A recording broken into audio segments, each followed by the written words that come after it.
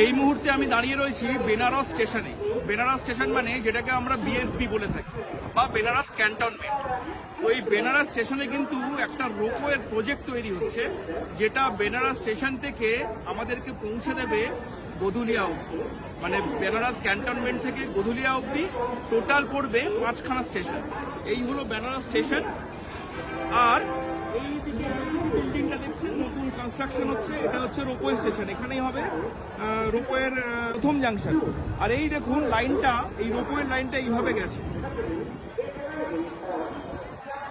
Total প্রায় 3.5 kilometre রাস্তা আপনারা খুব ইজিলি চলে যেতে পারবেন রোপওয়ে করে।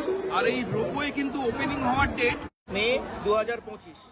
এখন চলছে ফেব্রুয়ারি মাস, তার মানে আমরা আর 3-4 মাস অপেক্ষা করলেই চড়তে পারবো এই রোপওয়ে এবং চলে যেতে পারবো বেনারস স্টেশন থেকে সিধে একদম গধুলিয়া চক পর্যন্ত।